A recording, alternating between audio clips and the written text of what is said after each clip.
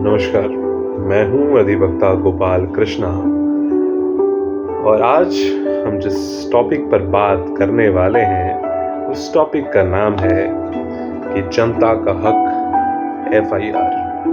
और जब police FIR दर्ज करने से मना करे तो हमें क्या करना चाहिए। आमतौर पर आप कभी भी थाने गए हो तो हो सकता है पुलिस ने आपसे ये कहा हो कि ये केस हमारे जुरिसडिक्शन में नहीं आता है या ये तो एक सिविल मैटर है या पहले इंक्वायरी करके आइए।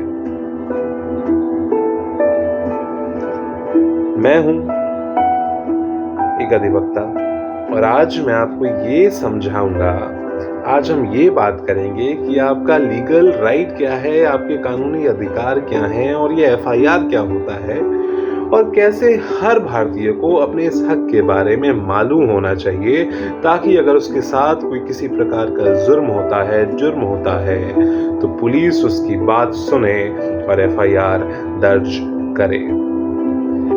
और ग्राउंड रियलिटी क्या है, तो चलिए जानते हैं।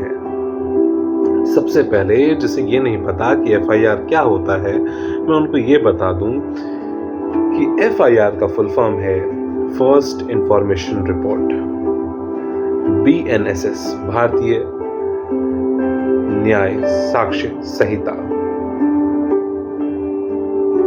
के सेक्शन 173 में डिफाइन किया गया है एफआईआर को, जिसका नाम है न्यू क्रिमिनल प्रोसीजर कोड, जिसने सीआरपीसी को रिप्लेस किया। और वो ये कहता है कि कॉग्निजेबल ऑफेंस यानी वो अपराध जैसे मर्डर, रेप, किडनैपिंग, रॉबरी में पुलिस डायरेक्टली एक्शन ले सकती है। लेकिन कुछ वैसे भी तो अपराध होते होंगे जिसमें पुलिस डायरेक्ट कार्रवाई नहीं कर सकती है और उसे मजिस्ट्रेट के परमिशन की आवश्यकता पड़ती होगी। जी हाँ, वो भी हैं जैसे कि स्लैपिंग, अब्यूज करना यानी गाली देना, किसी को चीट करना। इन सब मामलों में आमतौर पर मजिस्ट्रेट की परमिशन की आवश्यकता पड़ती है।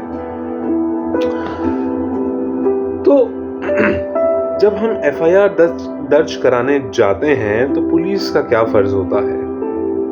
सुप्रीम कोर्ट के गाइडलाइंस के हिसाब से, जिसे 2013 में ललिता कुमारी versus government of Uttar Pradesh के केस में दिया गया, उसमें सुप्रीम कोर्ट ने ये कहा कि कॉग्निजेबल ऑफेंस में यानी मर्डर, किडनैपिंग, रेप जैसे अपराधों में एफआईआर जरूरी है, मैंडेटरी है।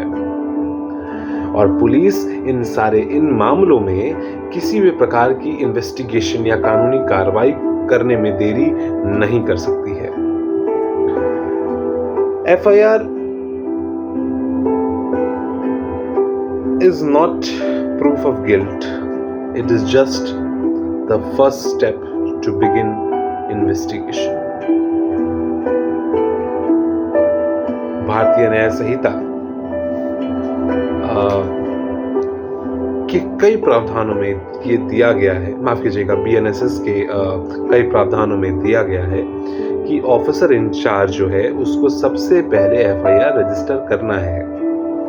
और जब पुलिस जो है एफआईआर दर्ज करने से मना करे, जो अक्सर पुलिस ये कहती है कि पहले इंक्वायरी होगा या हमारे जुरिसडिक्शन के बाहर है, तो इसका सल्यूशन मैं आपको 3 बताता हूं।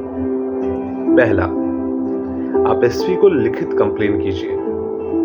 आप किससे कीजिएगा? बीएनएसएस के सेक्शन 173 सब क्लॉज 3 के तहत आपके पास ये अधिकार है कि आप एसपी को या उस जिसने आपको शिकायत करने, एफआईआर दर्ज करने से मना किया है, उसके बारे में आप शिकायत कंप्लेन कर सकते हैं। किसको? एसपी को। आप आजकल तो अभी हाल ही में सरकार ने ई-एफआईआर यानी इलेक्ट्रॉनिक एफआईआर का कॉन्सेप्ट इंट्रोड्यूस किया है, जिससे आप ऑनलाइन एफआईआर भी कर सकते हैं। और आखिरी, बीएनएसएस के सेक्शन 175 सब क्लॉज 2 के तहत आप मजिस्ट्रेट से ऑर्डर करा सकते हैं एफआईआर के लिए। अब दोस्तों, ये बात समझना काफी जरूरी है कि ऐसे मामलों में पब्लिक अवेयरनेस होना कितना जरूरी है। बहुत लोग आमतौर पर एफआईआर दर्ज कराने का कानून नहीं जानते हैं और जब पुलिस उन्हें टालने की कोशिश करती है तो वो सोचते हैं छोड़ो क्यों लफड़ों में पड़ना।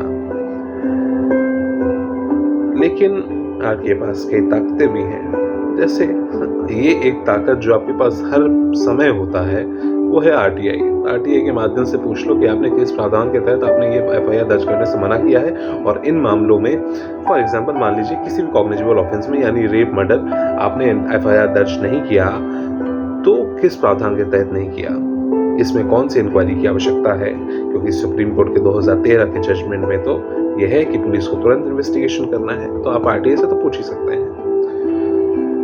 हर एक डिस्ट्रिक्ट में अगर आपको जानकारी ना हो, मैं इस समय पटना डिस्ट्रिक्ट में हूँ और इस हर एक डिस्ट्रिक्ट में लीगल एड क्लिनिक एग्जिस्ट करती है और पब्लिक को इस बात, इन सारे कानून, इन सारे प्रावधान का अगर अवेयरनेस हो तो पुलिस सिस्टम पर एक प्रेशर पड़ता है और वो अकाउंटेबल होते हैं आप अपने कामों को लेकर, जो वो ऑलरेडी होते हैं बट उनके ऊपर काम का इतना प्रेशर होता है कि वो कई बार फ्रस्ट्रेट हो जाते हैं। अब जैसे मैं आपको कुछ रियल लाइफ एग्जांपल्स बताता हूँ। रियल लाइफ एग्जांपल्स पहला एक पटना से ही बताता हूँ। पटना के एक स्टूडेंट का केस है, हैरेसमेंट था। पुलिस ने कहा नहीं लिखेंगे एफआईआर, तो उसने सबसे पहले एक रिटन कंप्लेंट किया एसपी को और एक आरटीआई फाइल किया। उसने पूछा कि आपने किन प्रावधानों में इसे करने से मना किया है। जैसे ही वो आरटीआई फाइल हुई, मैं आपको बताना चाहता हूँ, और एसपी साहब को कंप्लेंट हुई, 48 घंटों के अंदर एफआईआर दर्ज हो गई और जो अक्यूज्ड था, जिसने एफआईआर दर्ज करने से मना किया था, एसपी साहब ने उसे सस्पेंड कर दिया। तो ये सिर्फ एक कानून की ताकत नहीं है, ये एक अवेयरनेस की ताकत है, एक अवेयरनेस की जीत है जिसे मैं आपको इस माध्यम से देने की कोशिश कर रहा हूं। तो चलिए जल्दी से समझ लेते हैं कि एफआईआर और कानूनी प्रोसेस क्या होता है, एफआईआर के बाद क्या होता है। एफआईआर के बाद सबसे पहले जो इन्वेस्टिगेटिंग ऑफिसर होता है वो उस मामले का जांच करता है, निरीक्षण करता है, इन्वेस्टिगेशन करता है और विटनेसेस जो आसपास जो लोग होते हैं जिन्होंने आपको देखा है उस मामले को, उनको एग्जामिन करने की कोशिश करता है, उनको कई प्रकार से सवाल पूछता है और ये समझने की कोशिश करता है कि क्या ये लोग गलत तो नहीं कह रहे, क्या ये लोग इससे मिले हुए तो नहीं है, क्या ये लोग मिलकर किसी को फंसाने की कोशिश नहीं कर रहे, क्या है सच, क्या है अफसाना, क्या है झूठ और क्या है असली हकीकत। इन सारे कार्रवाई के बाद एक चार्जशीट फाइल होती है बीएनएसएस के सेक्शन 193 के तहत और उसके बाद कोर्ट में मुकदमा शुरू होता है। इन मामलों में आमतौर पर अगर अक्यूज्ड एकदम कंफर्म है कि वही है या फिर बहुत सीरियस ऑफेंस है तो उसको अरेस्ट करना मैंडेटरी है, पर बीएनएस के सेक्शन 35 और 39 ने अरेस्ट का कोई अरेस्ट के जो नॉर्म्स हैं वो भी स्पेसिफाई किया है कि कोई अगर ऐसे काम करता है तो उसे अरेस्ट करना है। अब जो अरेस्ट हुआ है या जिसके साथ गलत हुआ है उसके क्या राइट्स हैं? उसका ये राइट है कि उसको एफआईआर की कॉपी मिलनी चाहिए और ताकि वो ये प्रोग्रेस ट्रैक कर सके कि काम कहाँ तक पहुंचा, इन्वेस्टिगेशन कहाँ तक पहुंची और ट्रायल कब शुरू होगा, क्योंकि जब तक ट्रायल शुरू नहीं होगा जस्टिस नहीं मिलेगा। तो दोस्तों, अगर आप सोचते हैं कि एफआईआर का मतलब सिर्फ फर्स्ट इंफॉर्मेशन रिपोर्ट होता है तो नहीं, ये सिर्फ एक फॉर्म नहीं है बल्कि कानूनी यात्रा का पहला कदम है। जब पुलिस मना करे तो डरना नहीं चाहिए, सीखना चाहिए, आपको आपके कानून का हक पता होना चाहिए। तो मैं हूं अधिवक्ता गोपाल कृष्णा और ये वो चैनल है जो आप सभी लोगों को अवेयरनेस फैलाने की कोशिश कर रही है।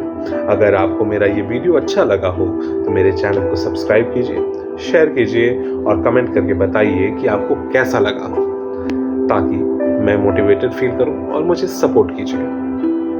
आशा करता हूँ आपको मेरी ये वीडियो अच्छी लगी होगी। मैं आपके कमेंट्स का इंतज़ार करूँगा। जय हिंद।